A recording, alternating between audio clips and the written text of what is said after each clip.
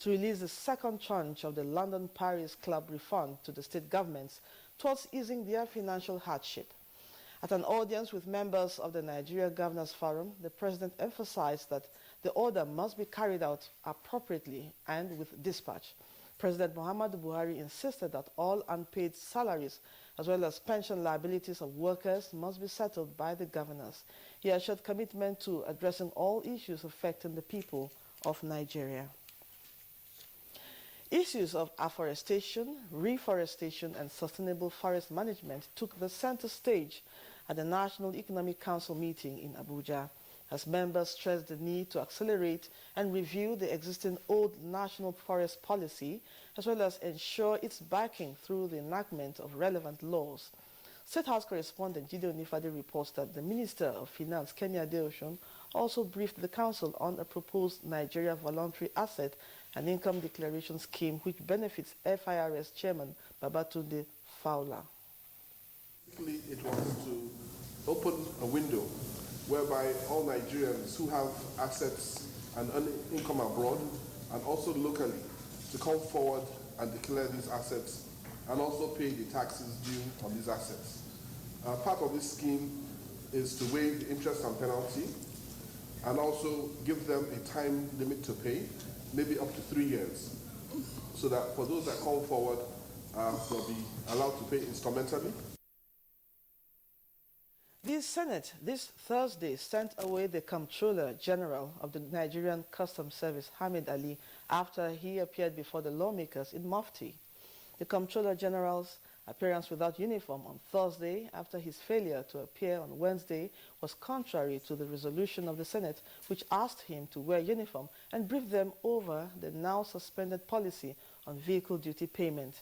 The senators unanimously adopted Judge Sekibo's motion to that effect and rescheduled the appearance for next Wednesday with Hamid Ali in uniform.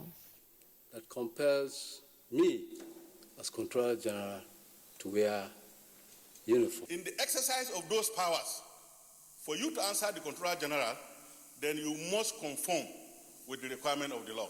A profession that is grounded on discipline to do this kind of things, I think, is quite unacceptable. I think that this discussion ought not to be a rhetoric discussion. Follow the law, the prescription of the law, and just follow the law. That the CG do return here on Wednesday next week at 10 a.m. in proper uniform and designation of the Comptroller General of Customs. Say aye. Aye. Those against say nay. The ayes have it. Meanwhile, the House of Representatives has passed a bill for an act to amend the Public Procurement Act. National Assembly correspondent Ignatius Sunko reports that the bill seeks, among other things, to increase mobilization fees for contractors from 15% to not more than 50%.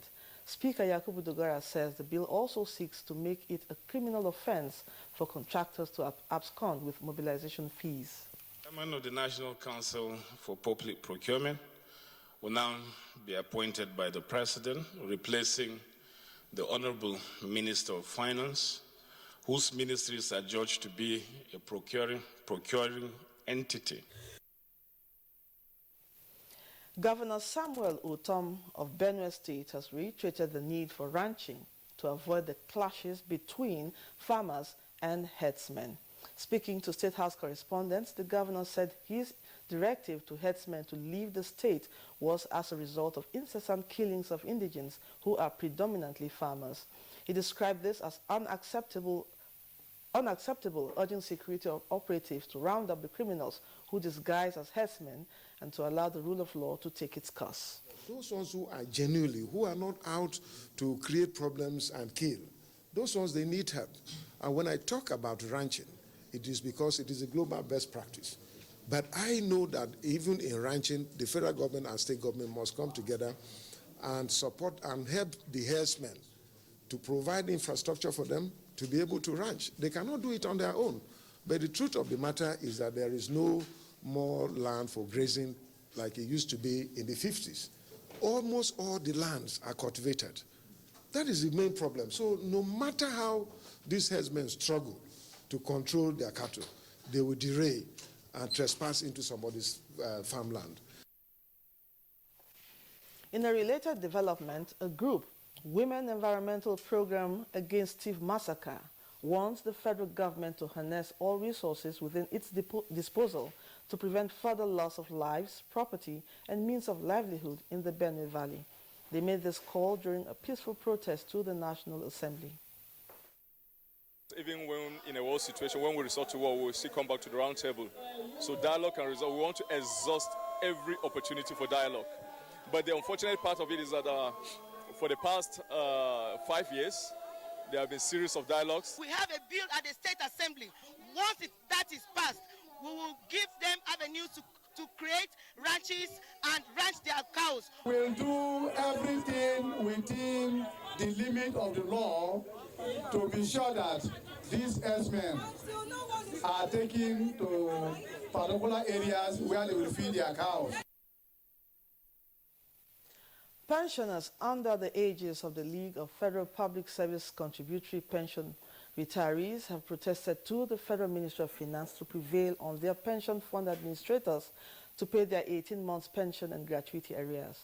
The protesters, with various placards led by Chika Ogbeche, said the non-payment of their dues had subjected their members to a series of hardship.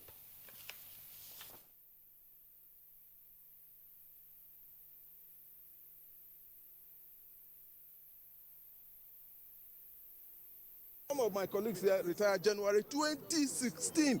They are still suffering. How they feed, nobody knows. How they handle their health issues, many have died. She should advise government to set up a special committee to address the issue of the backlog, which by the end of 2017 will amount to over 200 billion. Mrs. Sharon Ikenza, Executive Secretary, Pension Transitional Directorate, who addressed the protesters on behalf of the Minister of Finance, urged them to exercise restraint. Pensioner is affected in Nigeria. I go out to see. So I'm going to sit down with them and find out what the issues are. And we will now go on, we'll go to PENCOM. And now to political matters. Ahead of the 2019 general election, the Ahmed Makarfi faction of the PDP and 15 other political parties have started talks towards a merger. Political correspondent Abdullahi Garba reading Kudu reports that representatives of parties such as PRP, APGA, SDP, PPA, and NCP were in attendance to find a lasting solution, political solution to the PDP crisis with alternative legal solution. To cooperate. We are prepared and ready to join others to form a very formidable platform. So we are here, in spite of our ideological and political differences, to see what we can do to bring peace, unity, and progress to Nigeria. Panel looked at the principles of the cooperating parties. They've also given us 3 options in terms of what we should do, either to cooperate or to merge and fuse or to do 1 or 2 other things. And that's the news at this hour. The program continues with Blessing and Kingsley after this break. Good morning. If you hear a bomb explosion or gunshots of an active shooter, that might be a terror attack. At such times, always remember 3 action words: run, hide, report. Don't try to run towards the terror scene to save the situation, because there might be a second bomb blast or another attack. Run far away and take cover. Make sure you are safe first. Yes, it is in our nature to sympathize over the hurt, but remember, only trained personnel can help in such situations. When in a secured environment, promptly call relevant authorities and help will come. For anonymous reporting, call 09630-3250-5 or 0813-2222-106. If you see something, say something. Nigeria unite against terrorism. This message is brought to you by the Federal Ministry of Information and Culture. In season 2, we met Hannah in Akrapo, a 6-year-old whose heart condition was preventing her from leading a normal life. The problem is so dangerous for my daughter. We revisit her 9 months after her life-changing operation. And for young orphan Taiwo Simbiat, life with her grandmother is hard. The day I got to their house, She was lying down there. She was virtually bedridden. And without immediate intervention, her future looks bleak.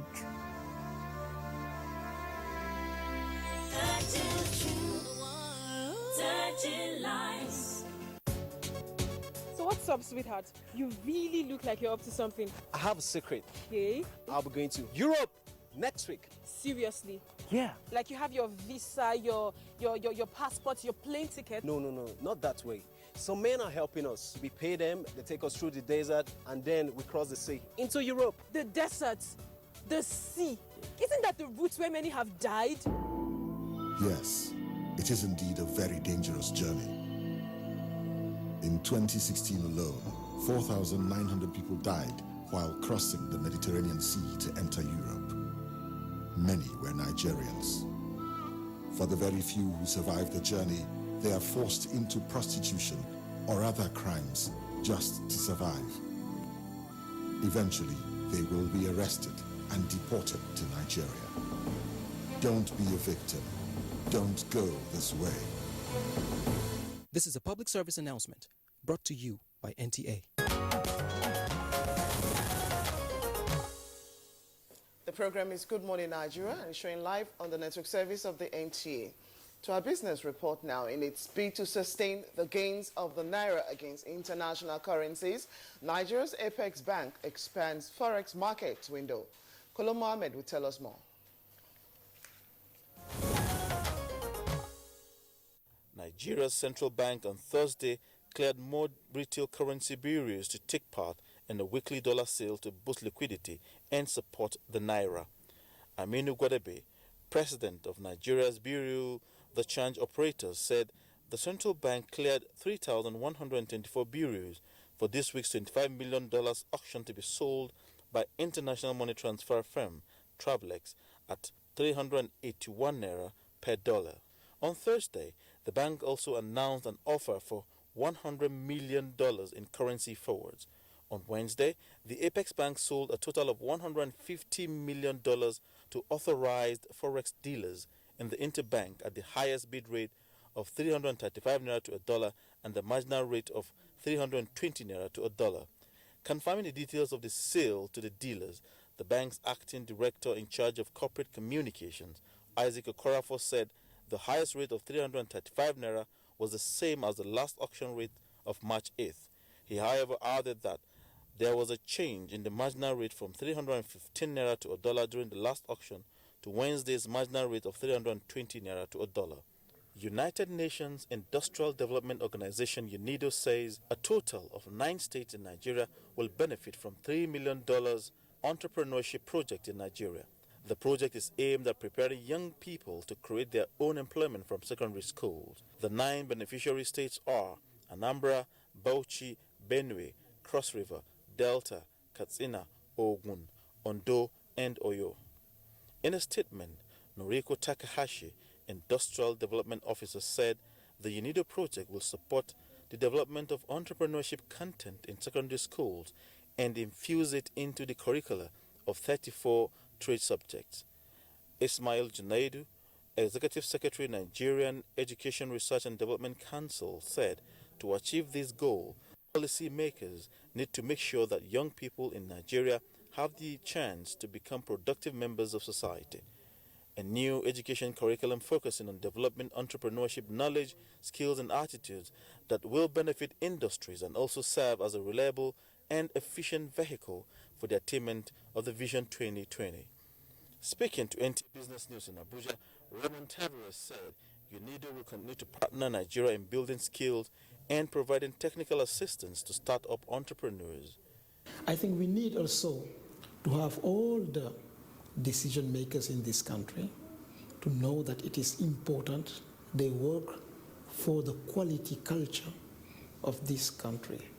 So they need to support that effort. They need to be part of the process. They need to lead that process. We need in Nigeria to raise the quality culture. UNIDO provides advisory services to improve the business and policy environment for the private sector, assisting with the creation of productive capacities. And the Nigerian Stock Exchange sustained gains in early trade Wednesday as investor confidence boosts. Next is a graphic summary of closing figures from the NSE.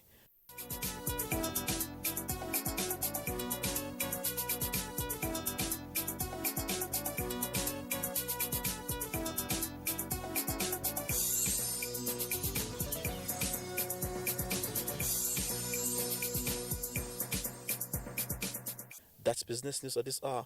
I am Kolo Muhammad. Thank you very much there, Kolo Muhammad, for the business package. Next for us is to take a look at the front pages of some of today's newspapers.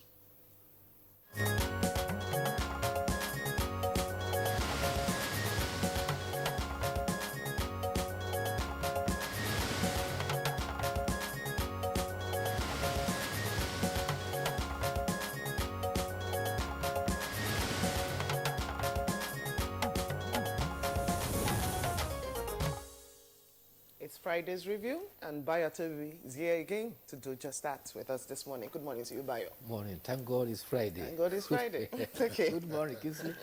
Good morning, Nigeria.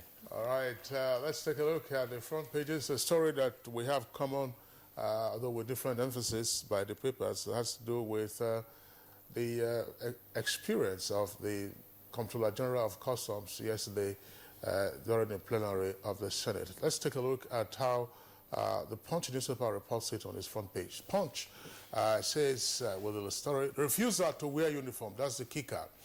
NBA chief, SAN Flay Ali, Senate turns back Customs CG. CG stands for Comptroller General. And with a rider appear in uniform on Wednesday, senators tell Ali. That's the lead story for the Punch newspaper. It's also the lead for Daily Trust.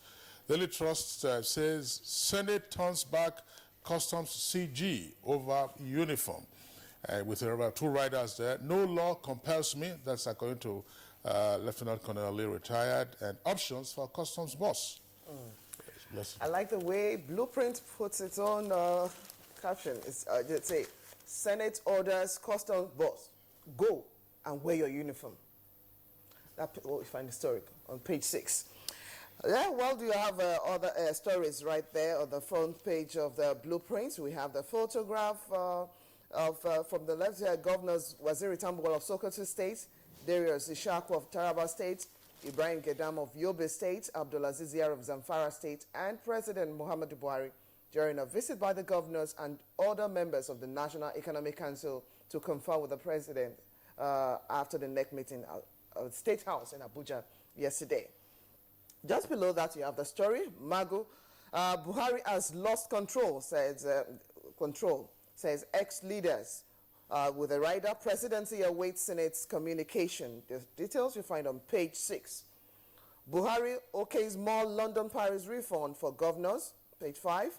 Court gives police DSS 12 days to justify Peace Corps clampdown. You find that story on page 32. Before we go to other stories, let's start with the Customs story. Actually, he was expected to appear before the Senate at 11. He was ushered in by the Senate leader at 12:05. And the presiding deputy Senate president asked why he was not wearing a uniform, and he said he was seeking legal opinion on whether to wear a uniform or not. However, after being referred to the Custom and Excise Act and resolutions of the National Assembly, the Senate resolved that he should go back and return on the 22nd of March in full custom regalia. Mr. President has directed the Minister of Finance and the Governor of Central Bank to release the next tranche of the 500 billion Paris-London loan refund to state governors. In the same vein, he has enjoined state governors to make salaries, pensions and gratuities their priority.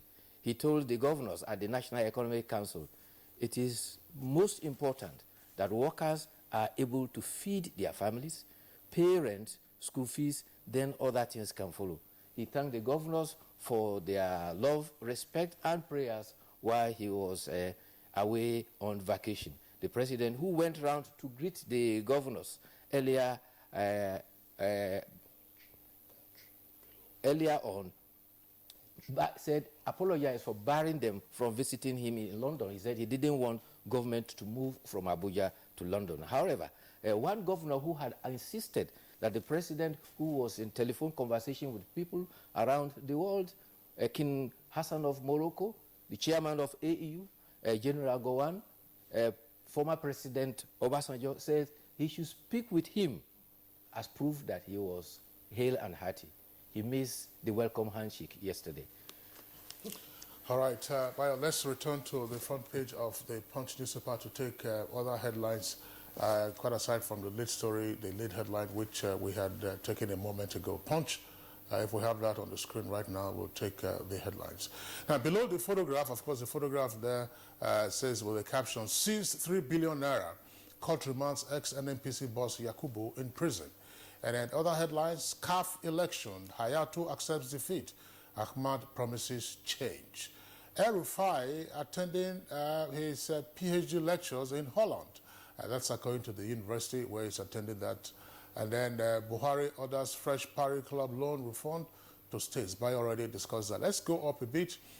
Just beside the nameplate, we'll take some headlines there. If we have an emphasis on those headlines, you can see ex-Naval Chief Ezo Abato forfeit 1.8 billion naira to federal government. And herdsmen attacks. Benue protesters storm National Assembly, threaten reprisals. And then also the federal government raises panel to probe Fanta and Sprite contents.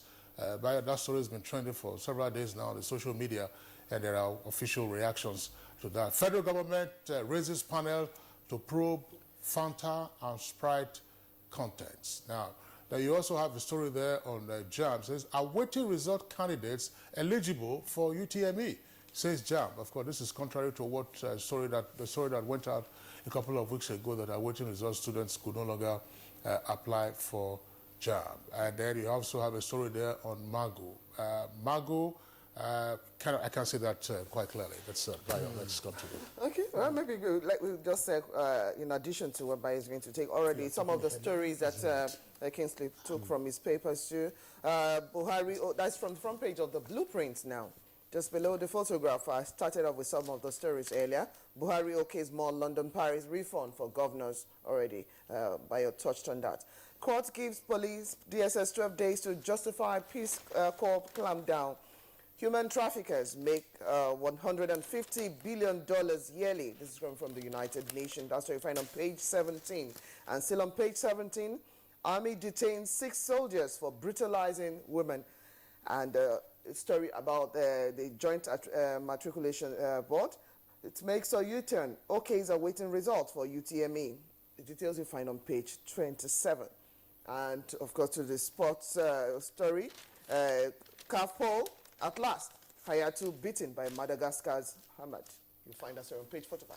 Yes, Confederation of African Football has a new president, and he is 57-year-old Ahmad Ahmad, who was until yesterday the chairman of the Madagascar FA. He pulled 34 votes to Issa Hayatu's 20, bringing the 29 years tenure of the 70-year-old Hayatu to an end. Ahmed was saying that before the election, I always felt I would win, but today I felt I would not win. At the end of the day, he won. He has promised that he is going to, as he pledged, he is going to institute a new code of ethics which will be enforced. Nigerian Football Federation President Amaju Pinnick won the contest for the Chief Executive Committee for the West Zone, and that is for the West Africa Zone. He also pulled 32 votes against his Benenoa opponent, who had actually said Amaju Pinnick was a baby when it comes to CAF politics. At the end of the day, Hayatu,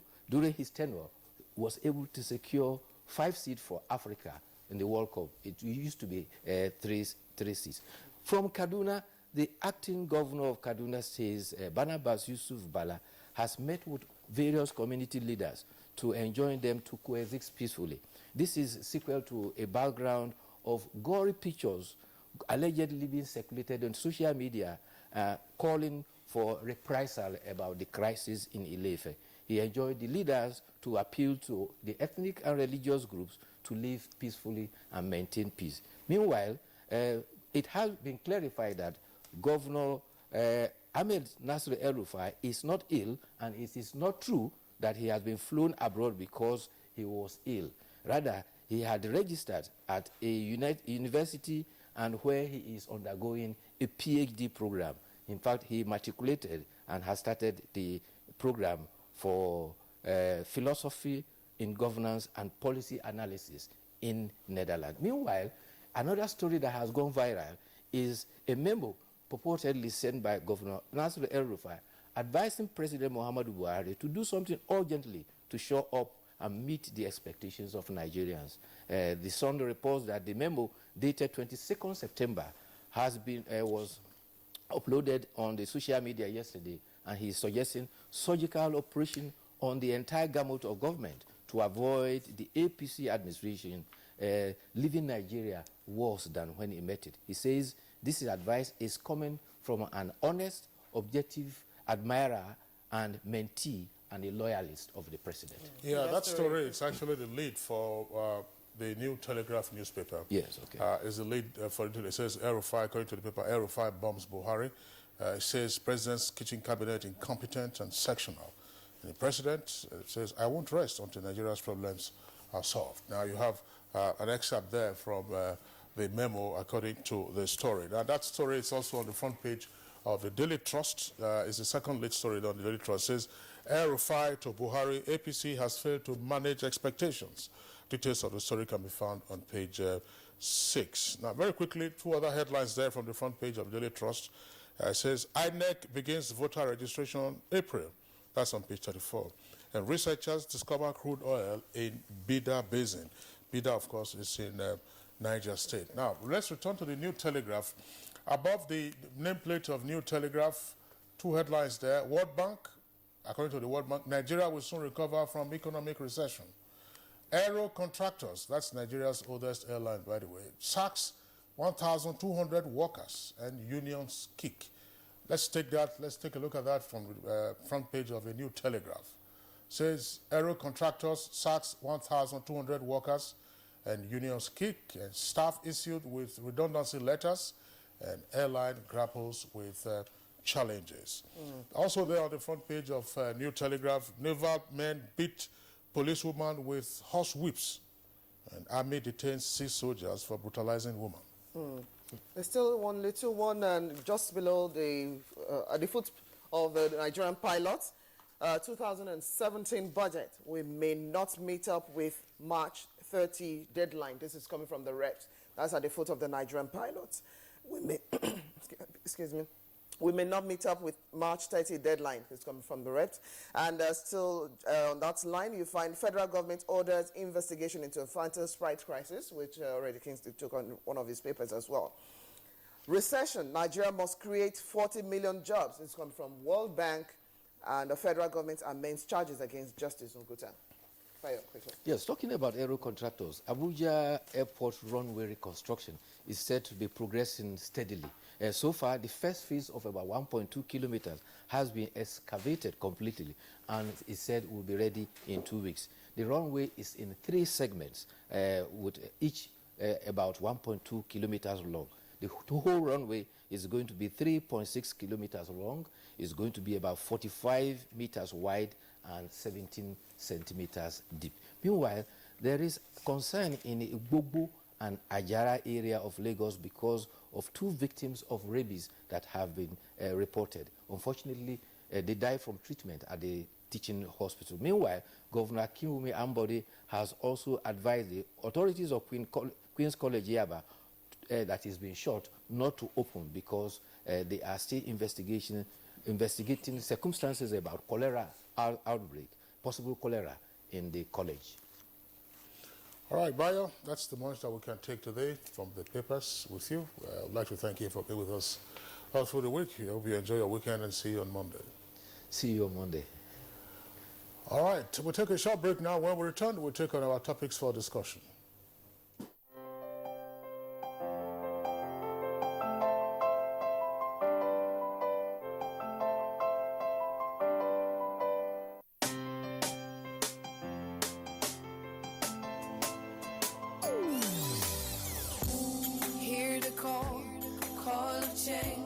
Stand up, Nigeria. Change is here and it's going to stay. with you. Oh yeah, make we go. Go so let the change begin from within.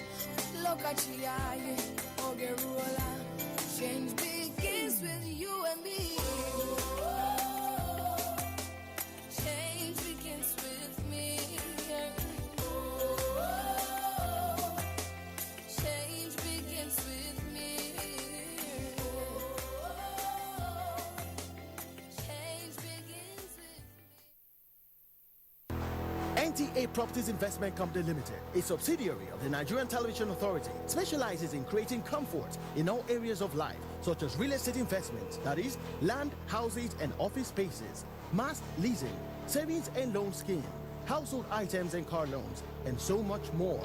Other information and entertainment services include Property in Style, a TV program that airs on the network service of the NTA, and also Property Connect, a nationwide magazine. Our priority is to bridge poverty gaps and sustain quality welfare of our clients. Partner with us and watch us help you grow.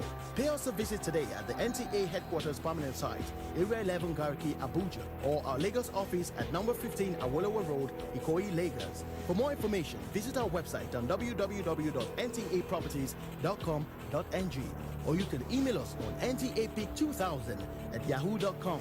Call us on 080-2316-3474 or 080-6939-5185 or 070-3189-0555. NTA Properties Investment Company Limited, the much needed help at your doorstep.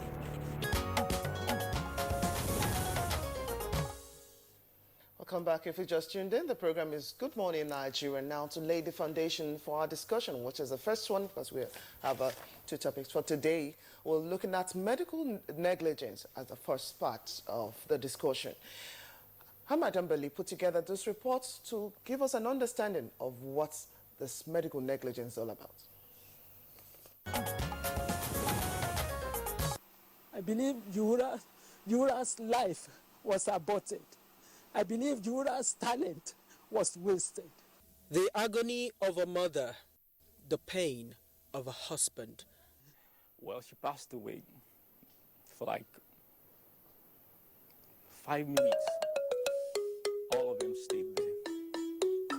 The loss of a family member, all because of neglect on the part of healthcare providers.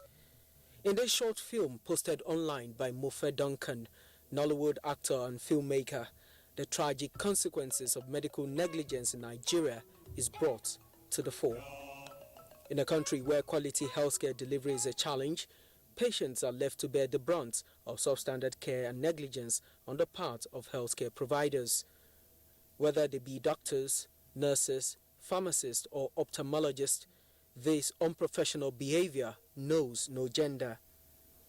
And while there is no available data on the actual number of medical negligence cases in Nigerian hospitals, patients and medical practitioners alike acknowledge that number to be high. Mine was 2 years ago when my younger sister was having ovarian tumor and she was to be operated upon, and the doctor's reaction was something else. One of my friends that went to hospital, when he went for a lab, instead of giving the person the lab result of his own, they went to give, he's a man, but they gave him a pregnancy lab test. Well, when he went home and opened it and they discovered that this is not, so he had to return it, and they gave him that kind of thing is not supposed to be. To curb the trend, observers call for greater scrutiny of health professionals, just as they want government to address the disparity in the ratio of patients to healthcare providers. Training and retraining our doctors, I think this is where we should be more concerned about, Also, they add that it would do everyone good if stiffer penalties are meted out to those who toy with human life.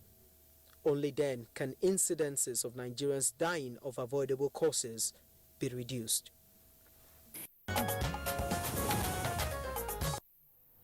Well, joining us in the studio right now is Dr. Kawu Ahijo Abukadri of Spine Care Hospital in Gwagwalada here in the Federal Capital Territory. Doctor, you're welcome to the program. Thank you very much. Okay. And then we are also having with us the acting registrar of the Medical and Dental Council of Nigeria, Dr. Tajuddin Sanusi. Dr. Sanusi, a pleasure to have you on the program. Thank you very much. Well, Dr. Sanusi is joining us from Makurdi. But we're going over now to our Lagos studio, where we have the Executive Manager, Society for Quality Healthcare in Nigeria, Dr. Laomi Oluborode. You're welcome to the program. Morning, thank you. Beside Dr. Oluborode is another guest. He's the course director, International Health Management and Leadership with the University of Sheffield in United Kingdom. He's also the lead patient safety project, Dr. Muhammad Sadiq. Thank you for coming on the program this morning. Thank you. Good morning. Okay. Much later, we'll be joined by another the guest. All right.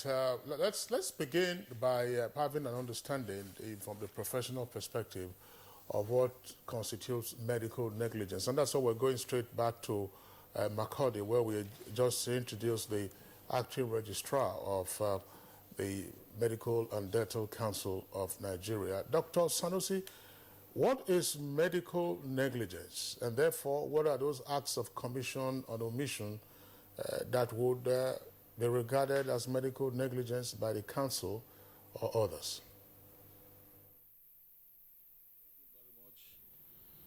Negligence is usually described as failure to act with the prudence that a reasonable person will exercise under the same circumstances, or the trait of neglecting responsibilities and lacking concern. However, the civil law of negligence is designed to provide compensation for individual injured by another's negligence. But for a claim of negligence to go through, there are 3 steps that will have to be surmounted. 1, that the defendant, a doctor or a health care professional, must owe that patient a duty of care.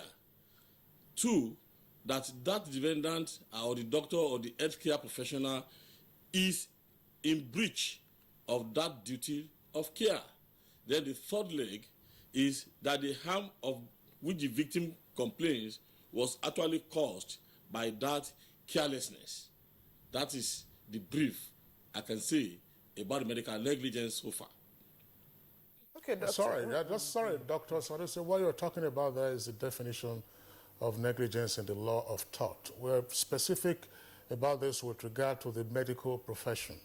What are those acts of commission or omission where you talk about owing a duty of care, which is the first ingredient in seeking to prove negligence?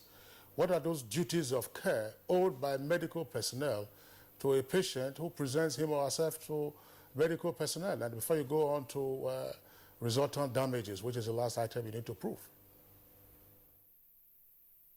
Duty of care results when a patient comes to a doctor and the doctor attends to that patient. Even while passing by, even seeing an accident victim, and you think you want to do something and you stop by to tender or to offer the services, you already owe that patient a duty of care. So by the time a patient comes to your consulting room and you accept him or her, you already owe that patient a duty of care. All right, thank you very much, Dr. Sanusi. We'll go to Lagos now. Let's start with you, Dr. Oluborode.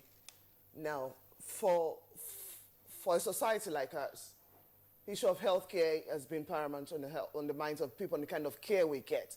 Exactly, will you take time to explain to us, so based on what we have gotten from Dr. Sanusi back in Makurdi, what exactly, how do we place aspects of medical negligence in this part of the world? Thank you very much for that question. In this part of the world, Nigeria being a developing country, there is very rare data in terms of medical negligence which compromises patient safety. Like he mentioned, just to further add to what he said earlier, when you talk about medical negligence, you are simply referring to patient safety. That is, you're trying to assess whether the patients are safe or not. So, and patient safety by definition is basically prevention of harm, as defined by the Institute of Medicine. So here in Nigeria, it's unfortunate that we have very little or no data to support our statistics in terms of medical negligence. So medical negligence basically is a result of harming the patients, a result of human errors, right, on the part of the healthcare professionals. All right.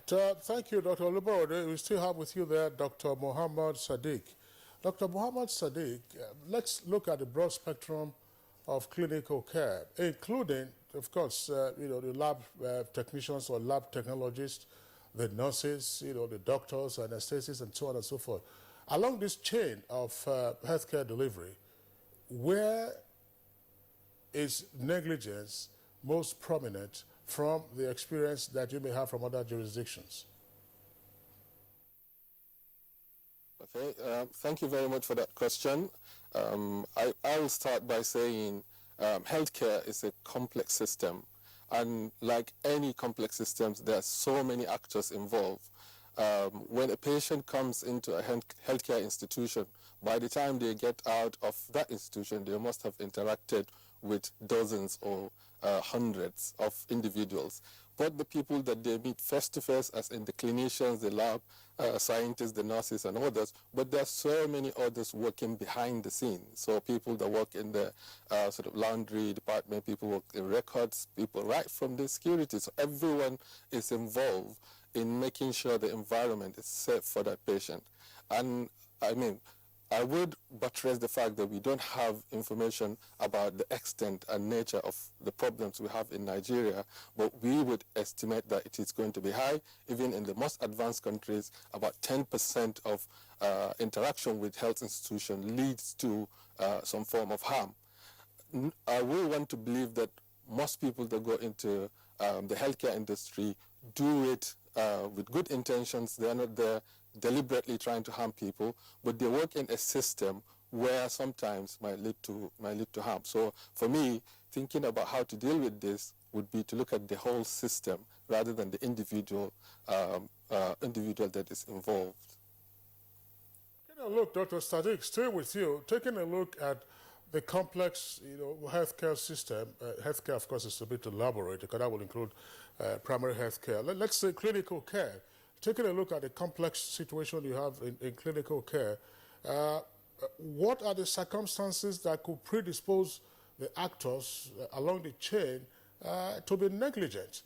And what are the checks and balances normally inherent in such a complex system to minimize negligence? Okay.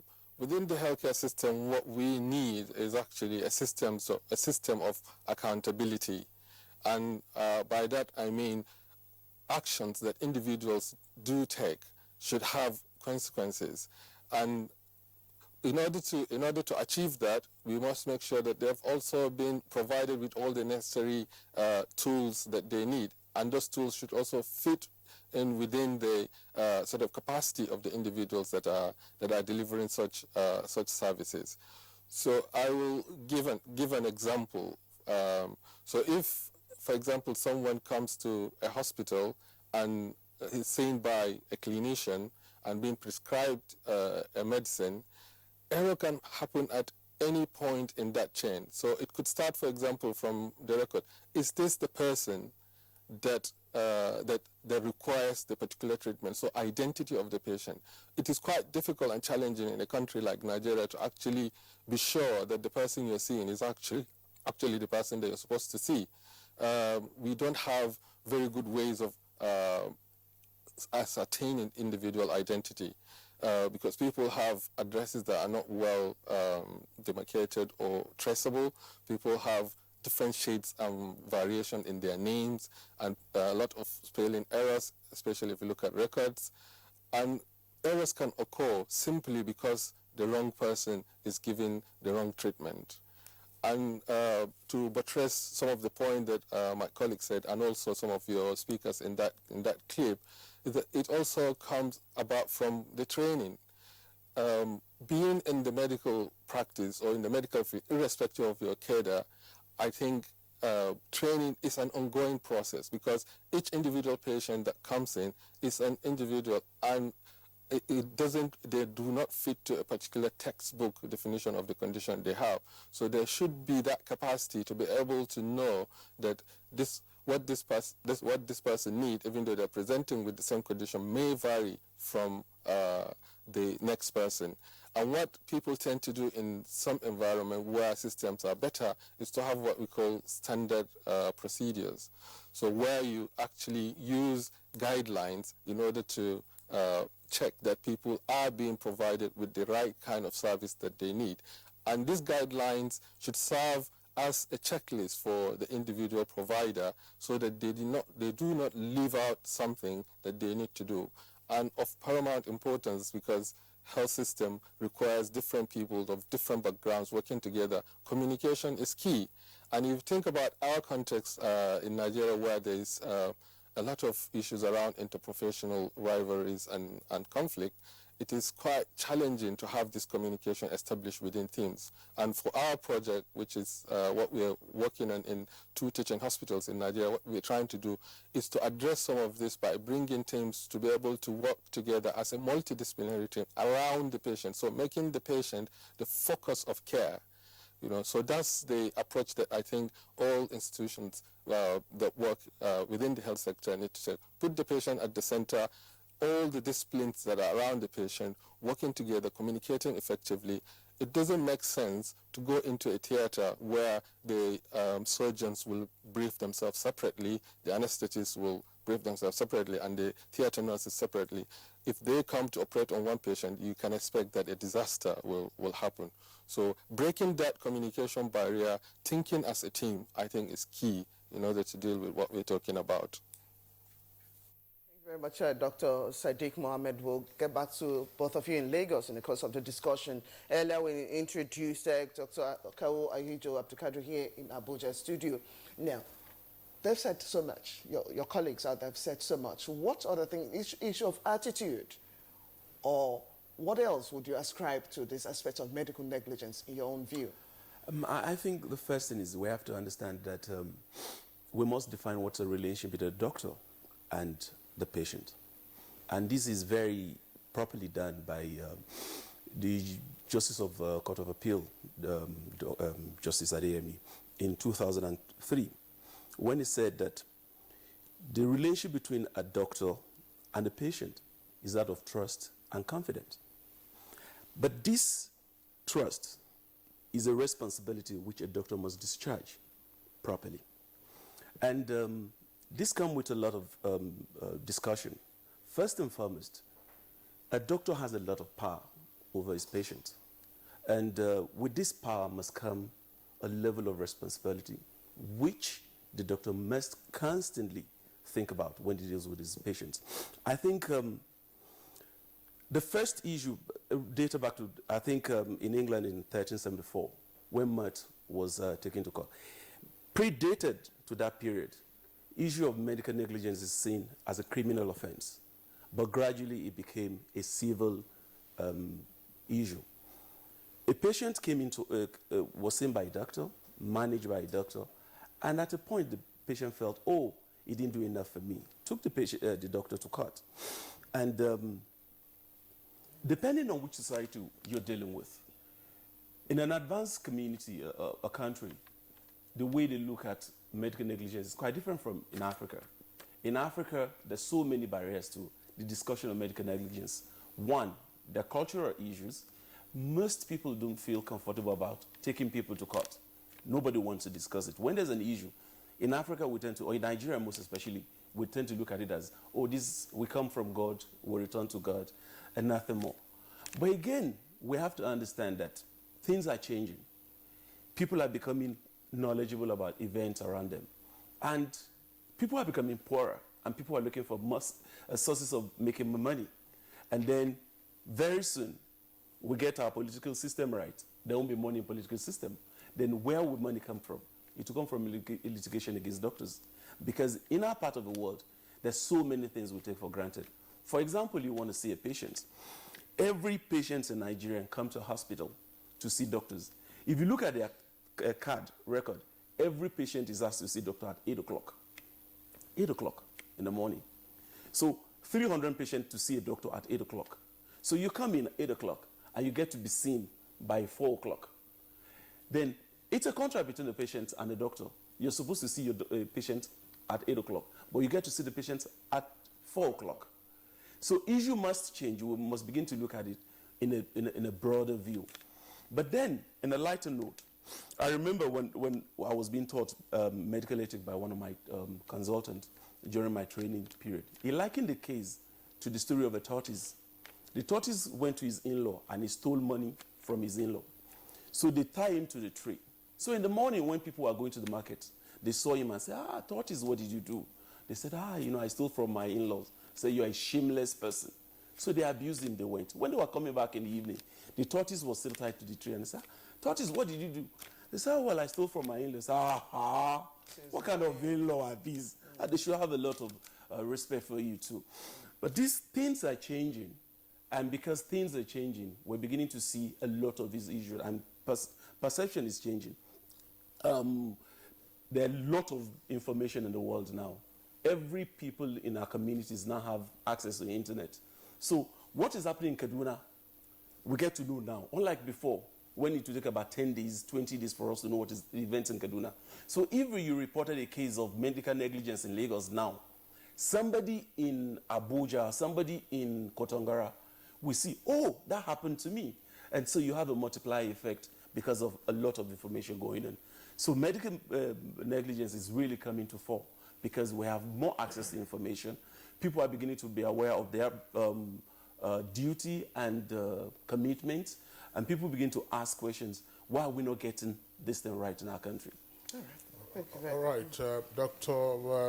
Ahijo Kawu, thank you very much. Let's return to Lagos. Dr. Lawumi Oluborode,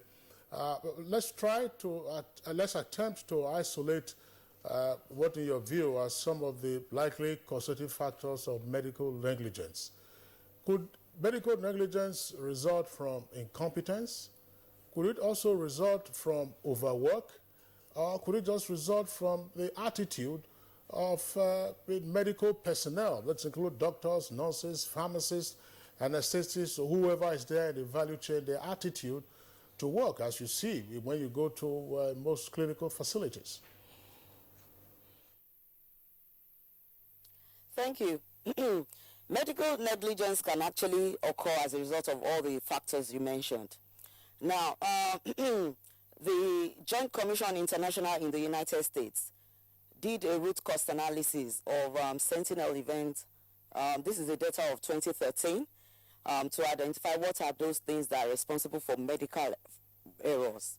And of course, medical negligence can result into medical errors and subsequently adverse events. And they found out that one of the key things was communication, lack of communication. Another thing was teamwork, right? And then training, which is why the Society for Quality in Healthcare in Nigeria is so much interested and we are trying as much as possible to ensure that we educate the public on patient safety and quality. In which case, the patient also, for medical professionals now, to deliver patient-centered care. When I talk about patient-centered care, my colleague in Abuja mentioned the fact that doctors have power. No doubt, yes, they do have power. But the patients, I believe, have more power because the patient should be able to agree, the doctor should be able to agree with the patient on the terms of care. Now, the responsibility of the doctor is to guide the patient. The patient does not have as much knowledge as the doctor. But it is the responsibility of the doctor to counsel the patient and communicate with the patient. So when we talk about medical negligence, there are quite a number of factors that are responsible for medical errors that occur due to medical negligence. One of it, as you have rightly mentioned, is training. people need to be educated. People also need to be encouraged to report these medical errors. Because to be honest with you, in 1998, the statistics on medical errors released by Institute of Medicine was between 44,000 to 98,000. Now, by 2013, it increased to between 210,000 to 400,000. Now, you will ask me, with all the things they are doing in the United States, does it mean the healthcare system is not improving? No, it's because people are more aware. They believe that they need to adapt the reporting culture so that it serves as a medium for them to learn. So we need to encourage ourselves also to report. We need to have a reporting culture and for people to learn from it, that these things actually happen. Dr. Sadiq mentioned something earlier to say that there is no healthcare professional that will wake up in the morning and say, I'm going to the hospital to cause harm to my patient. There is no, I don't think any right-thinking healthcare professional, whether doctor, nurse, or pharmacist, will want to do that. But having said that, we also need to look deep into the systems. It's possible that there are systemic failures too that are responsible for this. For instance, if the hospital should be able to add to the knowledge of the healthcare practitioners and not just what they were taught in school. So I believe strongly, like training is key, teamwork, communication, attitude. People also should be encouraged, because by reporting, letting them, okay, I've had I happened to experience something that happened some time ago, you know. I'm always preaching patient safety, quality, and all the rest of it to people. And some people see it as more work, but it happened that at some point, there was a nurse who had a little child, and the child had a respiratory, had an airway disease, airway issues. So the child was not able to breathe, and the child needed to be nebulized, right? And unfortunately, of course, they usually use distilled water during the process of nebulization. So unfortunately, this little child, instead of inhaling oxygen, it was actually distilled water that the child was inhaling. So that was the learning point. It was a good thing that the nurse that was involved in that incident reported it. It now served as a learning culture. Everybody was now able to accept the fact that these things actually happen. But we need to encourage ourselves to start reporting and learn from it. But the only way I believe that we can actually address the issue of medical negligence is through education. People need to be educated.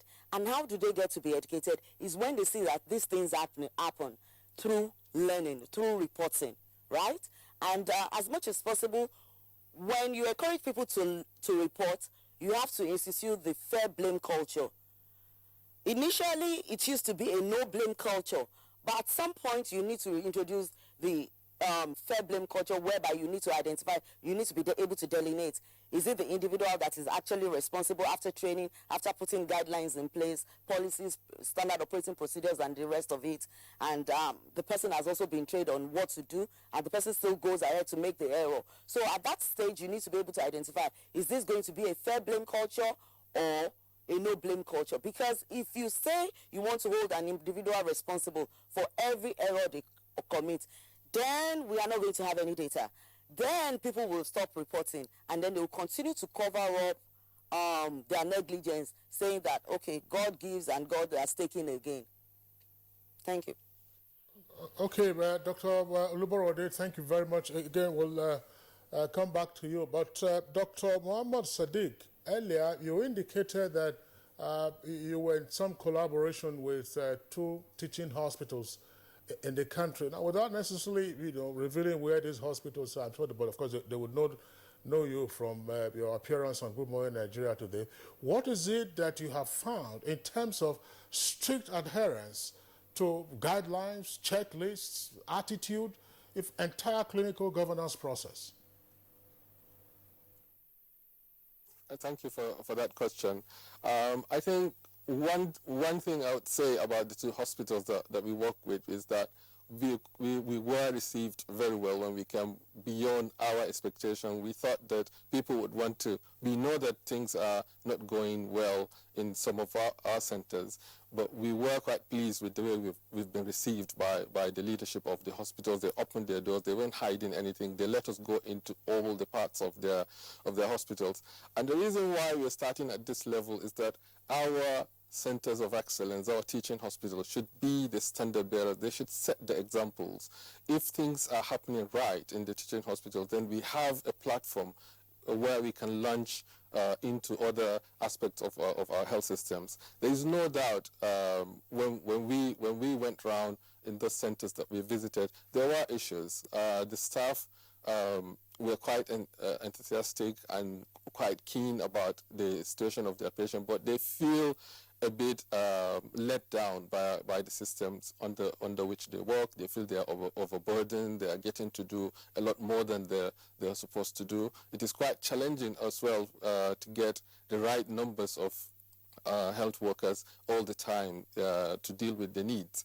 But what I want to point out is that the health systems, the teaching hospitals themselves, they have been set up in a system where it is more likely for you to fail to deliver than to be successful. Because to the patient, the teaching hospital behaves as a private hospital because they have to pay in order to get services, but the teaching hospitals are actually public institutions. So while they can't control the demand, a teaching hospital cannot turn a patient away when they come to their gate, but they are limited in terms of the resources that they can get in order to provide the services to their patients. So if they can't control the demand and also they are limited in terms of how they can expand their capacity, you can see how overburdened workforce will result, and that would definitely be transferred into stress and frustration by the health workers, and the likelihood of having errors would increase. But through the process that we've started with these two hospitals, we said the first things is to set up the infrastructure for accountability within the system. And in order to do that, you need what we're talking about, measurements. How do we even know that this thing is happening? So are people confident enough to report that something is going wrong or something is likely to go wrong? Because sometimes we tell them you don't have to wait until something goes wrong. You could actually know that something is going to happen. If you have been on duty in a ward where you have maybe 20 very sick patients and you're the only nurse in the ward, there is likelihood that something is going to go wrong. You should feel free to report that. So we established what we call multidisciplinary patient safety team. We encourage the hospitals to designate an individual who will be called a clinical risk manager in the hospital, and that person would be the accounting officer for incidents that would happen in the hospital. We set up, we work with them, and they set up what we call risk registers and a reporting system. Initially, the staff were reluctant to report because people would worry that, they would be penalized if they report that, as my colleague just said now. But with the management and through engagement with the team, having sort of kind of town hall meetings with their staff, that actually this is a new approach. We are going to go for the no blame, or as my colleague here said, a fair blame system. So increasingly we've seen that the reports are increasing and coming in, and one of the sort of barriers for people reporting is that they feel that nothing is going to happen even if we report. And what we did was to close the loop in terms of the feedback system. When someone reports an incident, whatever action that was taken would be at the resolution of that particular problem would be communicated back to the person, and the person often is actually involved. So the multidisciplinary team will call the person to come and take part in the process of finding solutions to the problem. And we followed up what we're doing in the two hospitals with training on different aspects of, for example, how do you do a root cause analysis? How do you define a problem so that it's easy to find a solution to it? How do you, first of all, propose how do you even report a problem? When you report a problem without giving option to the person at the management level, it's unlikely that you're going to get the right results, because you are at the front line, you are more likely to know what will solve the problem. So when you tell the person high up what the problem is, you should also propose to them what are the likely ways that that problem could be solved. And then that makes this, the decision easy. Give them also options so they can choose between different alternatives. If you don't know how to do, you might know the likely persons that will be able to know. And especially where you deal with technology, people that are at the leadership of hospitals are not expert in all aspects of what is provided in the hospital. So if you are in a renal center, for example, your chief medical director might be a surgeon. So there is some knowledge that you would have in the renal center where a general surgeon, for example, might not know, and you will know about which technologies are better suited for the kind of work that you do. So you are more likely to know the kind of things that would work in your place. So when you report the problem, you also suggest what you think are the likely solutions, and that makes it easy so that they supply it. And get all the people involved in the process of care aware of how their bit of work contributes to either a successful outcome or a poor outcome, and also be open to learning. I think medicine has gotten to this level that we are because people have made mistakes and they have learned from their mistakes and they have improved. There's definitely a place for blame if someone did something deliberately, or all the systems have been put in place for them and for whatever reason they fail to follow. I will stop here, thanks. Dr. Sadiq, thank you for that elaborated viewpoint or points as well. Let's return to Makurdi Center, where we still have Dr. Tajuddin Sanusi. So there's so many issues already raised, and we want to find out what kind of statistics available from your council, Medical and Dental Council of Nigeria, about the prevalent level of this aspect of medical negligence. Of course, in Nigeria, it's no longer news that people move in their droves seeking medical tourism in other parts of the world because of what they've attributed to so many reasons here. What kind of statistics are available for us to know on this aspect of medical negligence? Thank you, Blessing. At the Medical and Dental Council, let me clarify this issue. We have nothing to do with the facilities. Rather, we concentrate on the registered practitioners. Did they do what they ought to have done in the face of the available and limited equipment and facilities in the system? Now, going by the record we have, before the council was dissolved almost 2 years ago, we had about 40 cases pending for investigation. And as of today, as I'm talking to you now, we have about 84 cases to be investigated. Meanwhile, already we had about 77 cases that have been investigated and referred to the Medical and Dental Practitioner Disciplinary Tribunal for adjudication. But because council is in abeyance, there is practically nothing we can do because the members of Medical and Dental Practitioners Disciplinary Tribunal are members of the council, and the council is already dissolved. So, being that as it may, we continue to receive complaints. Of course, if there are no complainants, there is nothing we can do because by the law setting us up, we are not supposed to be a judge in our own cause. So we depend on the public to write to us to let us know that this and this and this had happened. Then we carry out an investigation. Of course, we have Medical and Dental Practitioner Investigating Panel, whose responsibility is this to actually carry out a preliminary investigation into an alleged professional misconduct. And that panel sits in privacy because nobody is on charge as at then. However, if there's a prima facie case against any defendant doctor, the matter is referred to the tribunal for adjudication. Or for purpose of clarity, our tribunal, though it's a tribunal which is an inferior court, but it has the same status with the High Court, meaning that any judgment emanating from that can only be appealed at the Court of Appeal, then going to the Supreme Court. What is the commonest nature of the cases that have been complained about to your council? Actually, most of the cases are surgical cases and gynecological cases. But even surgical cases, it starts from operating on the wrong side, again, forgetting foreign objects in the patient, and again, post-operative care, because most of the at times when after the operation, the post-operative care is very, very important, and most of the negligence investigated, they arose from post-op care.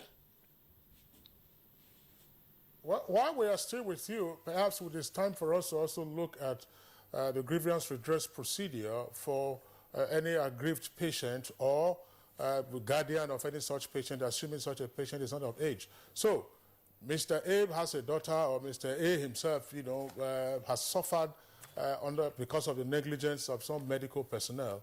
How does the person take up the matter? Is it just going straight to court or coming first to your council? Yes, sir. Let me clarify that.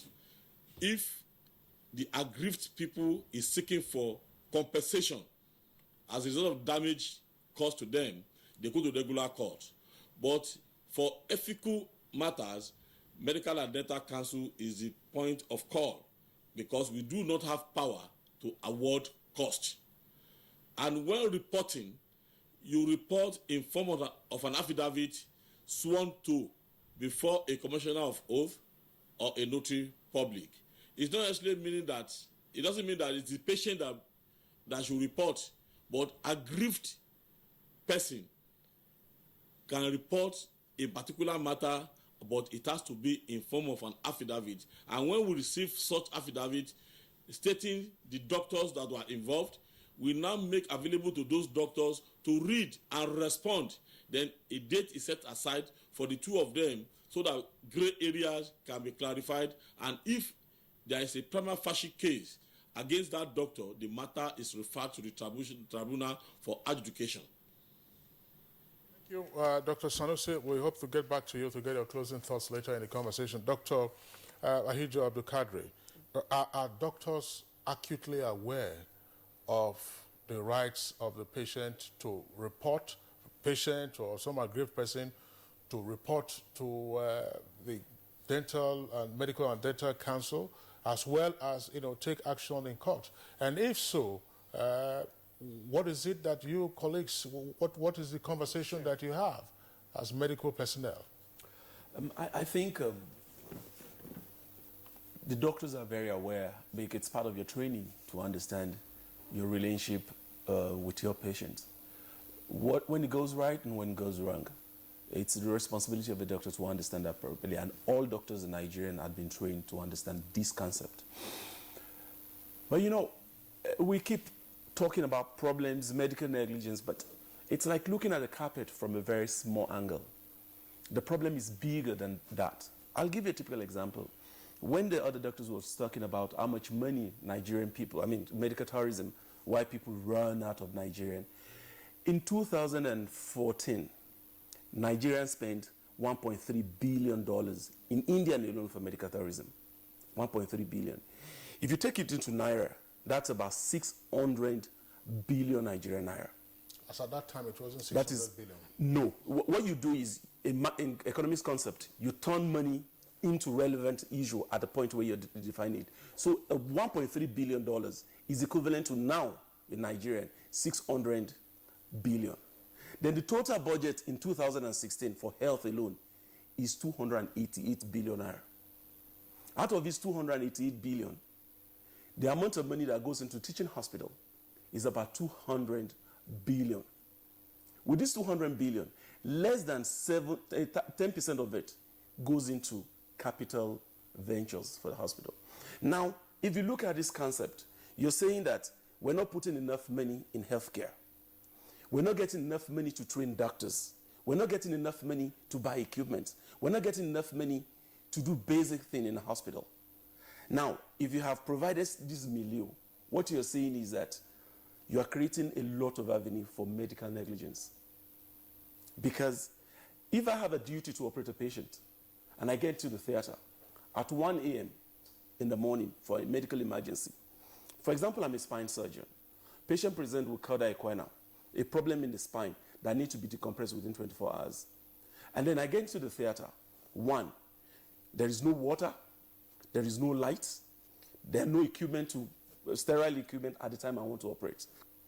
I'll stay more than 24 hours. And then patient will know that it has to be decompressed within 24 hours. Now, after 24 hours, if I did the surgery, patient will not get the benefit. Patient won't get benefit. Then, perchance, patient decide to read up the problem, discover that cauda equina has to be operated within 24 hours to get maximum benefit. Then the patient looks at me and said, oh, Dr. Kawu didn't do the right thing because I was supposed to have operated within 24 hours. And the question is that my problem? That's not negligence. Is that my problem? No, that's not negligence. I'll tell you that straight away. It's not negligence. You see, these are some of the issues we have to deal with. And that's what patients will come to tell you that, oh, you see, he was supposed to have done this for me. And most of the time when you see most patients come to complain, it is what we should have done right. That they think what we should have done right, which we didn't do really right.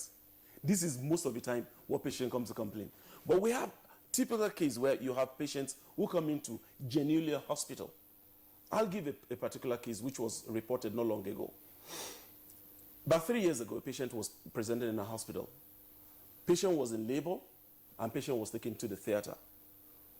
Suddenly, nobody was in the theater with the patient. While on table, patient fell off the table, sustained injury. That's negligence. They didn't see that. That's negligence. Yes, they didn't notice that. They operated the patient, delivered the baby, and took the patient back into the ward. Few days later, patient lapsed into unconsciousness. Now, the story changed. People begin to say, oh, you see, this is post-puerperal psychosis. Or the diagnosis, because the initial problem has been covered up, nobody realized that when the patient fell off the table, patient had had head injury. Now, patient went into coma and recovered. Now, the patient is in the care of gynecologist. He didn't understand what he was dealing with. He wasn't told that the patient fell off the table before he operated the patient. Now, 2-3 days into this episode, patient went into full coma. Now, this is where the problem starts. Patient was supposed to be taken out of the hospital because in that particular hospital, there was no CT scan. Somebody suggested, after about 3 days, why didn't you look at the head of this patient?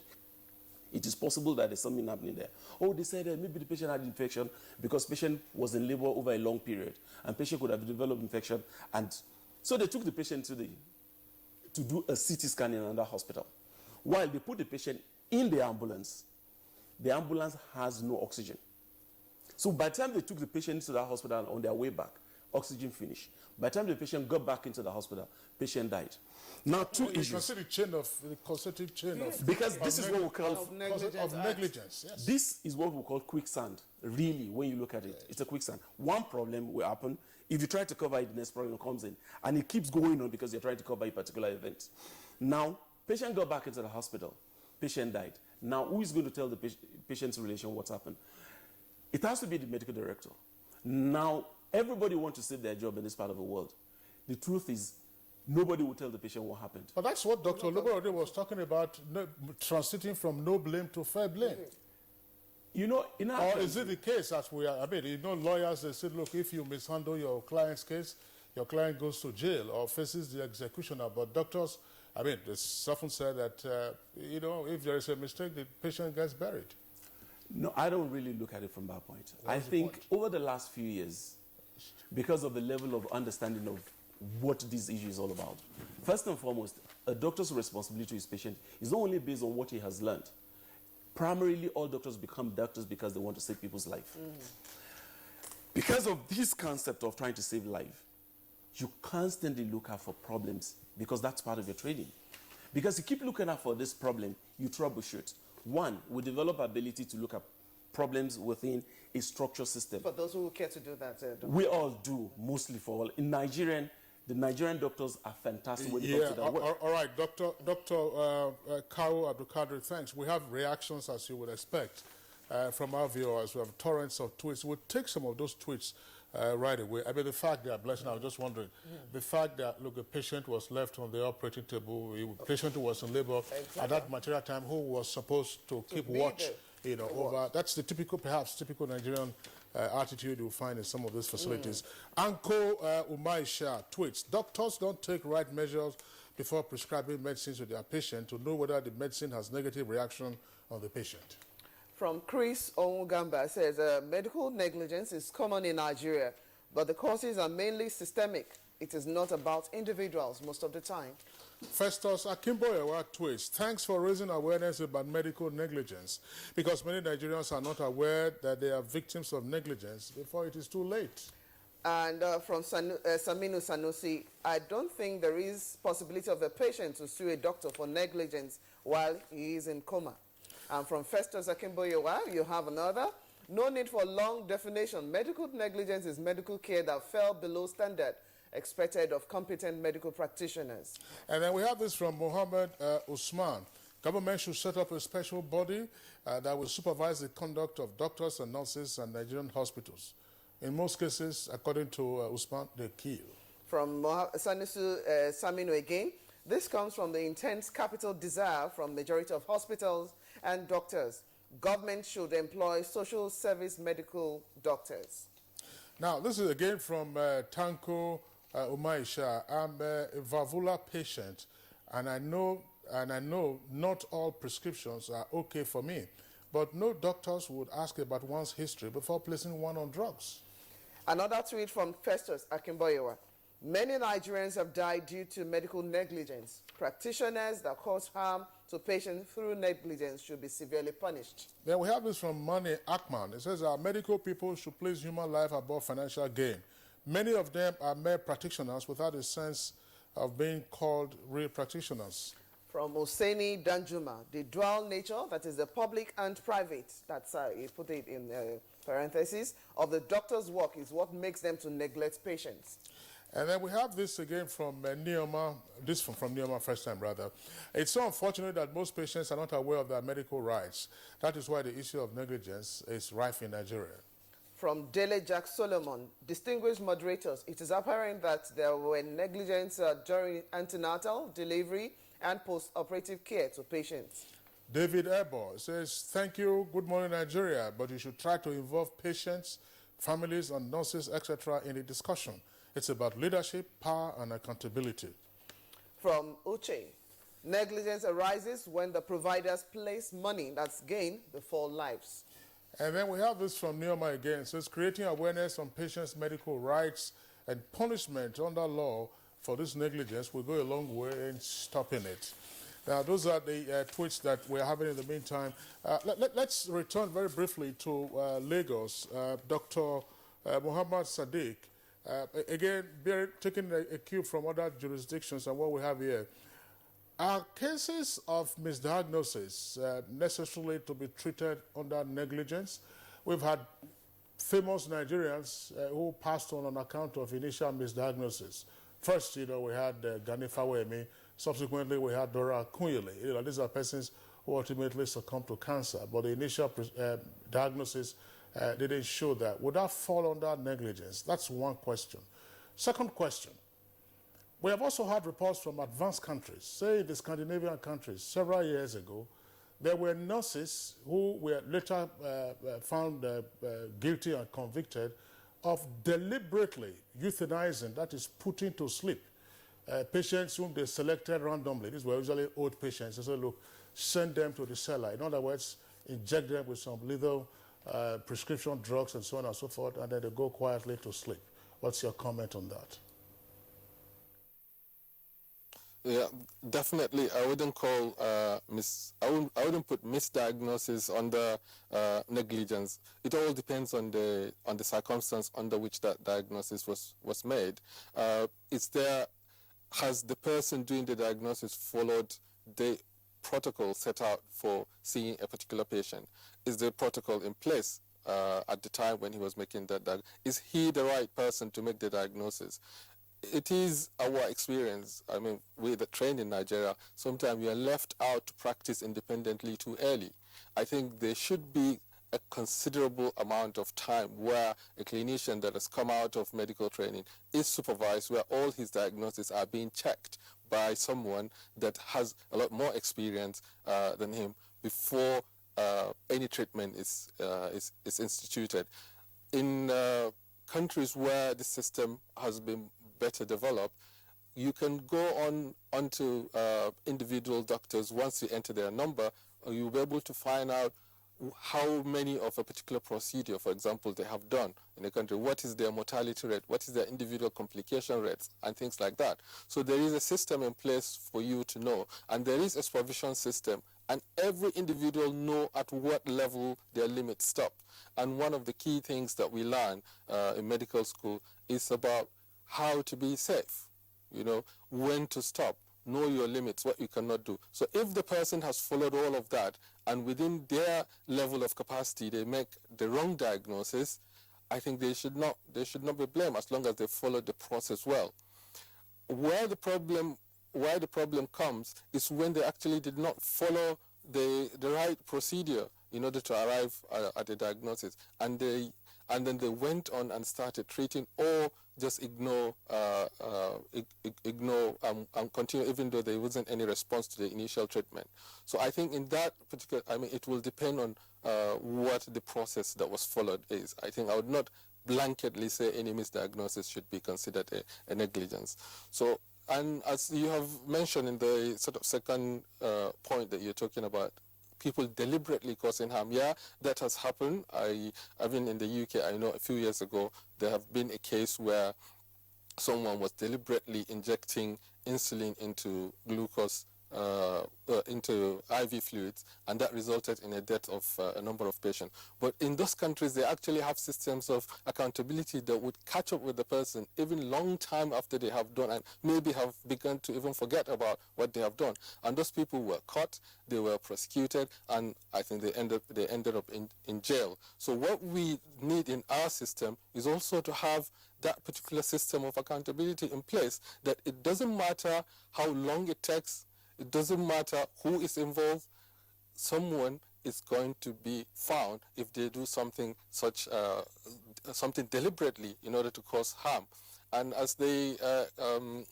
Tajuddin was saying, their focus as a regulatory agency is on the individual practitioner. What we do not have in this country is an institution that is focused on checking practices of institutions. So what we need, for example, is what I would say maybe a national patient safety agency that stands out for the rights of the patient. Individual patients in Nigeria are too weak to stand up to sue or to do all those kind of things. A lot of people are poor anyway.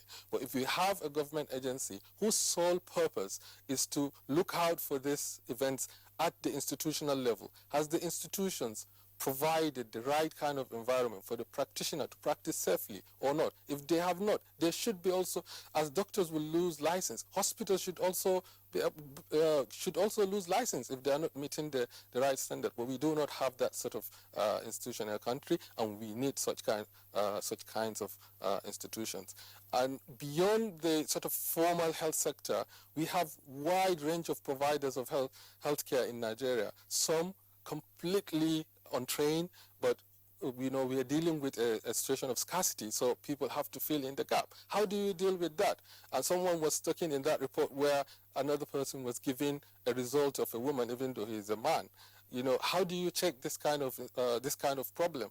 What I would suggest, for example, is take advantage of the sort of revolution in communication technology. Almost every other person in Nigeria would have access to mobile phone and a means of communication. If we have, say, an online platform and make it really easy for people to submit report of things they have observed that is wrong. So, for example, that particular test result that someone did, there would be a name of an institution on that. It could be a private business. It could be an individual that can be identifiable. If that information is collated centrally, electronically, in a way that it can be processed, I think we can begin to build a database and know where the crooks are and go after them, so that the other people that genuinely go into medical practice with good intentions will have the right environment to practice their trade, and our patient will get the benefit. I think that's what I will say on those two. Okay, Dr. Muhammad Sadiq, thank you very much there for your position. Let's go very quickly back to Makodi. Dr. Sanusi, you listened to the suggestion by Dr. Sadiq calling for what he refers to as a National Patients Safety Agency. I mean, straight away, somebody might say that, look, obviously, in the long run, it might help transform some of our abattoirs into real, genuine hospitals. Is the Medical Council likely to be comfortable with this? And if so, what kind of collaboration will you have with such an agency? Yeah, thank you very much. Medical and Data Council of Nigeria is a creation of a statute. That is Medical and Data Practitioners Act Cap M8. Whatever we do, we operate within the law that set us up. And therefore, for Medical and Data Council of Nigeria to veer out of what is expected of it from the law will have to be amended so that those things will be contained in there. But that as it may, let me go back to the medical service itself. Medical service is very complex, like as one of the discussants said, starting from when the patient comes in, seen by health record, to the doctor or whatever. But the fact still remains that the patient belongs to the doctors. The patient belongs to the doctors. Most of the time, most of the negligence thing we charge the doctors for, they are caused by the other people in the health sector. But because the doctor himself or herself was a bit careless, he pays dearly for some of those things. Let's take for instance, you as a doctor, you see the patient, or your house officer sees the patient, do the full clerking, the senior house officer comes in, the registrar and whatever, and you look at, in fact, by the time the patient goes through that process, I must confess to you, all the necessary investigations that are supposed to be carried out will be noted. And that is why it is a teamwork. Then you refer to, we are supposed maybe for investigation in the laboratory or X-ray in the radiodiagnosis department and some other areas. So in that situation, the doctor is in control. And that is why in our own code of medical ethics, we say the patient belongs to the doctor, and the doctor is responsible for everything that happens to the patient. If in the process of the patient being referred to the laboratory, to the X-ray unit and whatever, and you find something wrong, since you are part of the system, you take steps to correct that thing. And if you do that, it's going to be to the benefit of our patients, because without the patients, there cannot be doctors. That is the basic truth. Right. Dr. Sanusi, thank you. We'll still want Dr. Oluborode in Lagos to take on this question. Dr. Sadiq there just raised the issue about putting up the National Safety Patient Agency. Or what other structure is available presently while we're looking up to setting up such an institution to actually address this issue of complaints and every aspect of medical negligence? What do you suggest? Do you have a portal or structure on ground already? I'm not aware of any agency, any reporting agency. But one thing that the Society for Quality where I work, one thing we are trying to do is to encourage people. We are trying to set up like a database to encourage hospitals, especially the members of our society, to report medical errors. And it will be anonymous. You know, like I mentioned earlier, there needs to be data collection, and there should be a baseline which will serve as the basis for improvement. So that is one thing we are trying to look out for people, to encourage people to report to us, and then for us to use it as a learning curve for every other organization and other healthcare professionals.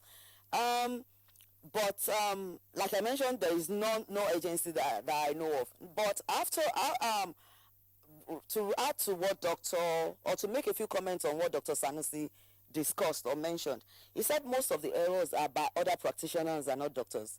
I do not totally agree to that.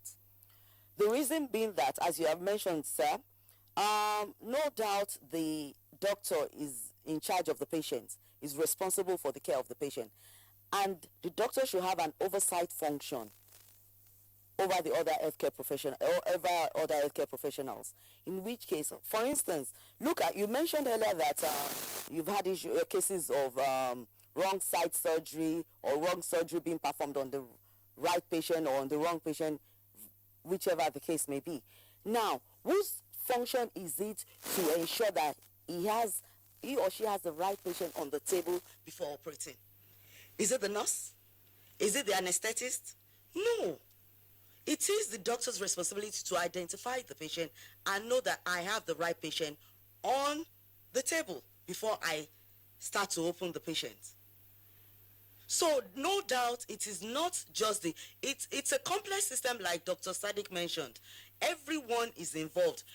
Everyone should take the responsibility to say that, yes, we are, if anything goes wrong, it's a teamwork. And that was why I said that when the Joint Commission International in the United States did a root cause analysis of sentinel events, you know, sentinel events are unanticipated events that occur during the care of a patient, which led to death of the patient, loss of limb or loss of function of the patient. Now, they found out that teamwork was one of the issues. And more importantly, teamwork is all about communication. If the nurses do not communicate with the doctors, or the lab scientists do not communicate with the patient, there will be issues. Now, I have another point to add to what Dr. Karu said about the patient that fell on the trolley. Now, usually when you even talk about medical negligence, sometimes there are underlying systemic issues. There are underlying systemic failures. So, for instance, yes, no doubt, maybe there should have been a nurse that should have been by the patient bedside. But another thing is, why was this patient placed on a trolley without straps? Why was the patient not strapped? Were there belts? So why was, if the trolley had belts or straps, then it would be the nurse's fault not to have strapped the patient. Because if that had been done, the patient wouldn't have fallen at all in the first place. And all these other series of events wouldn't have occurred, leading to the patient's death. So usually, sometimes, when we talk about medical negligence or patient safety, most of the time there are usually a bit of systemic failures, but that doesn't mean that errors do not occur as a result of negligence. Okay, well, Dr. Lawume Oluborode, thank you very much. It's a blessing. It's still important for us to pursue the proposition by Dr. Sadiq with regard to the establishment of a National Patient Safety Agency. Dr. Sanusi responded to that, saying that, look, the council is a creature of law. That is clear. Obviously, the agency would also be a creature of law and would admit of a number of professionals, including the nurses, the pharmacists, the doctors, the lab technicians, and, of course, other outsiders, including perhaps also lawyers. But let's get the closing thoughts this time of Dr. Abdul Kadri. Dr. Abdul Kadri, we've been on this subject, a number of issues have been raised, and, of course, as we are speaking now, nobody can tell what the experience is of a particular patient in any particular facility before a doctor, before a nurse, before a pharmacist, otherwise. So what is it that we need to do? What would you advise a patient or an interested party in any such situation at a hospital to do once there is an observable act of negligence? I think the first thing is it's very difficult for most people to understand that negligence has really occurred, medical negligence. If you remember the saying of one of the justices of the court, Uwazuluke, he said, medical practice is practice within a fortress of Jericho walls.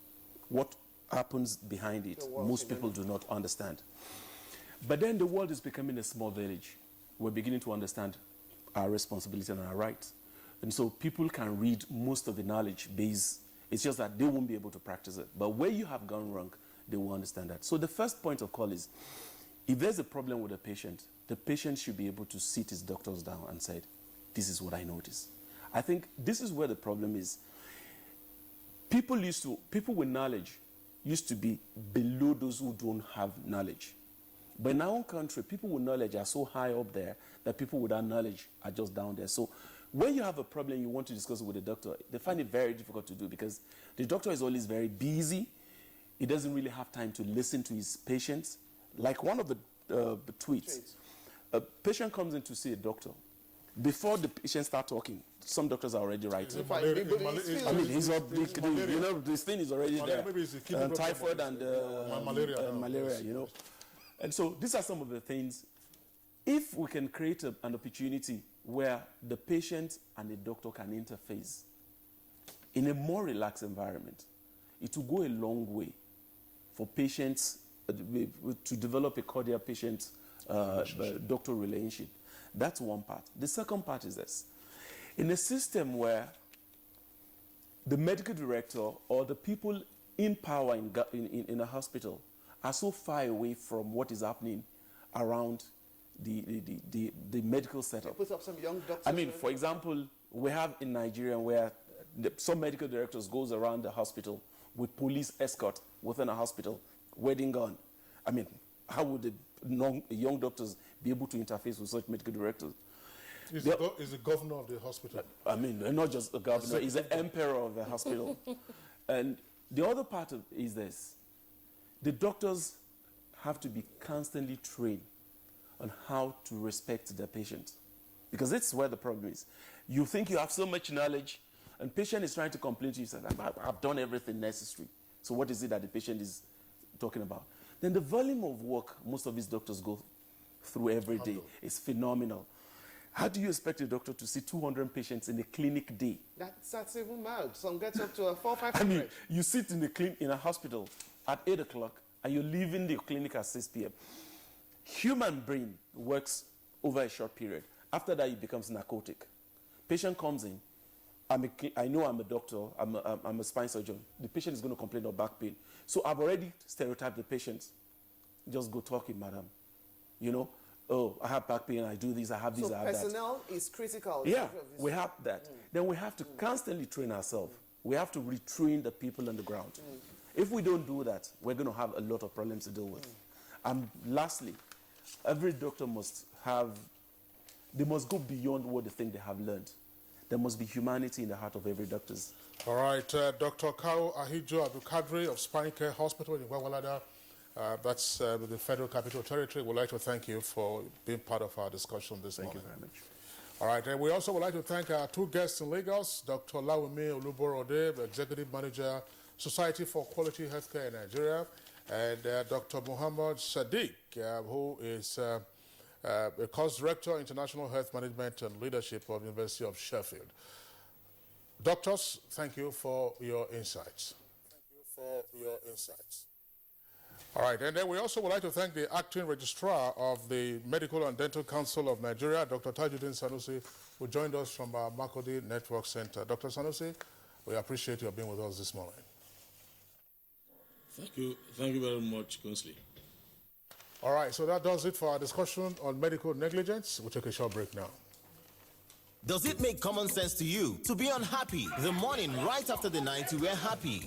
Did your elders teach you that wisdom is captured in these 3 sentences? Make money, spend money, have no money. How can you ask a man to spend 18 million on marrying you when I can use that same amount to marry an entire community? If we spend the money, 18 million, know that the man is a thief. What do you think? My thinking machine is having problems. That is what you do when you put all you have into a party to impress those who may not even afford to spend like that. See, I'm planning a birthday bash with a sum of 2 million naira. Expensive Ceremonies. It's another funny and educative episode of your rib-cracking comedy. Professor John Bull, showing at 8:30 p.m. every Tuesday and Friday on NTA Network International and Star Times. Over and out. Brought to you by Glow. Welcome to the new speed of life.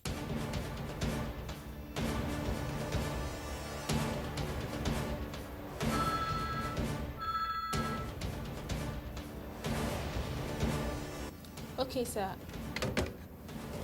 You may now go in for your interview. Thank you. Ah, my shoe. And to think I just bought this very expensive foreign shoe 2 months ago. So sorry about your shoes. This is why I advise my friends to always patronize made in Nigeria products. See this shoe.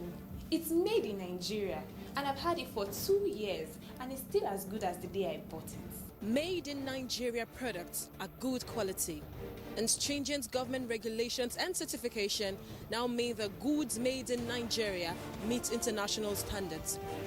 Make the patriotic choice today. Buy right. Buy Made in Nigeria. This is a public service announcement brought to you by NTA.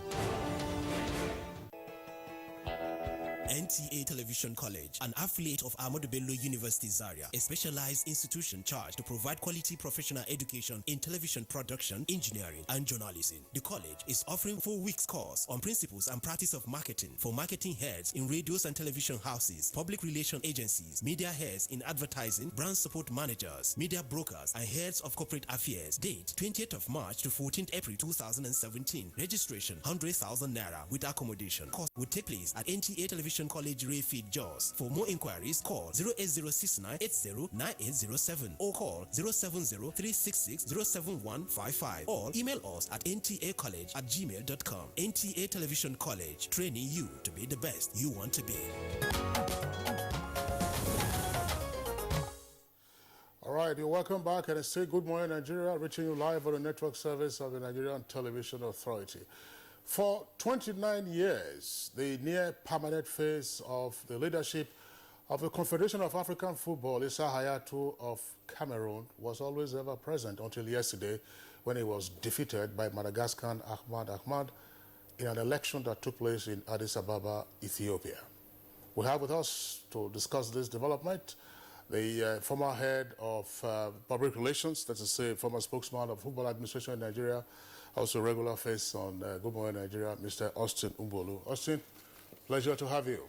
Good morning. That's right. Did Issa Hayatou overstay his welcome? Precisely, he has long overstayed his welcome.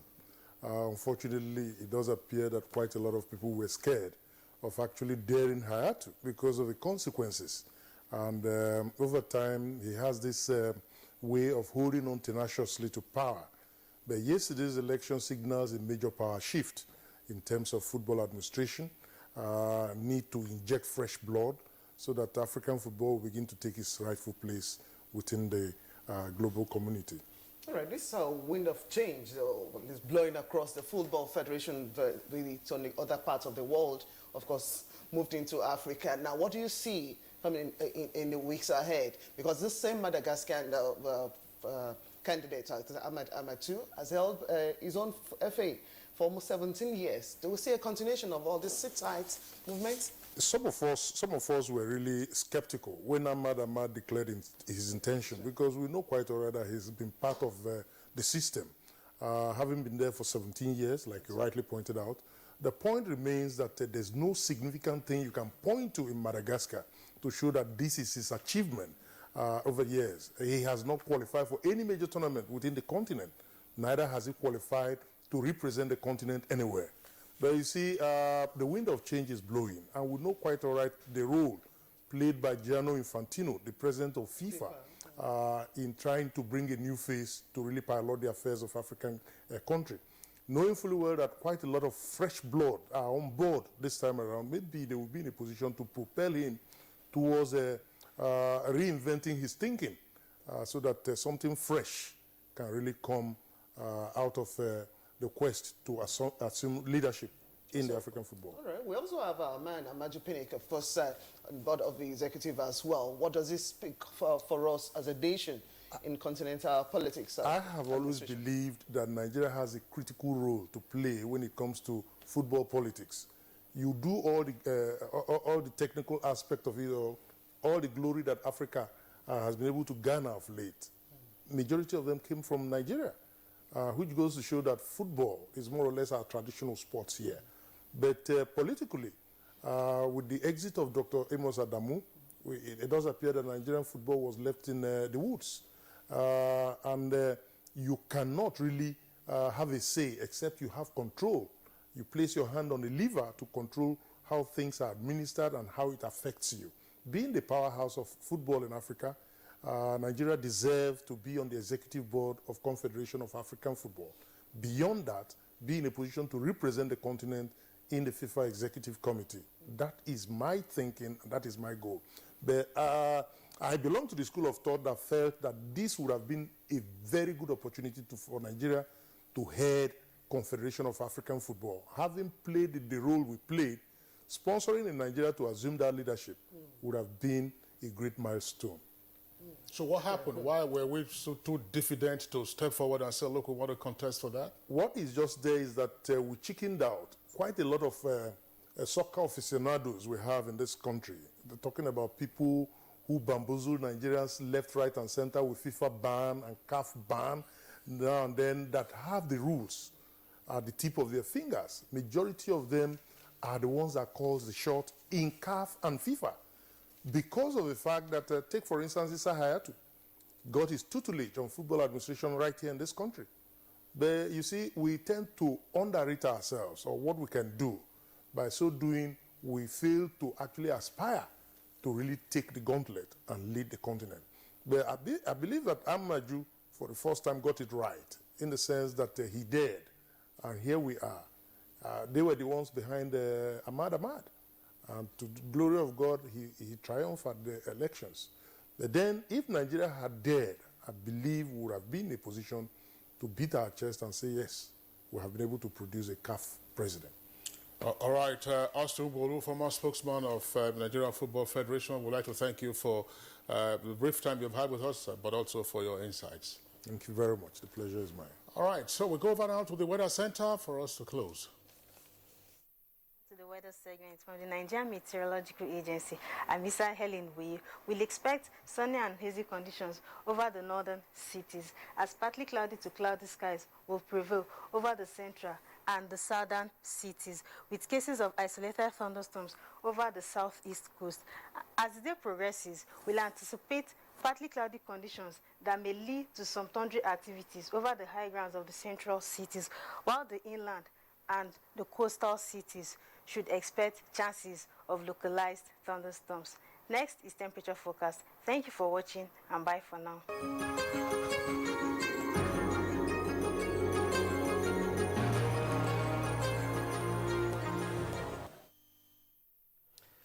Well, that's Good Morning Nigeria for today and indeed the week. We wish you a pleasant weekend. In the meantime, do have a great day. My name is Blessing Abu. We'll see you again on Monday. And I'm Kingsley Osadolo. I join Blessing in showing our appreciation for your tuning in to us. Expect to see you again on Monday, same time, as she said. Enjoy your day and then have a nice weekend too.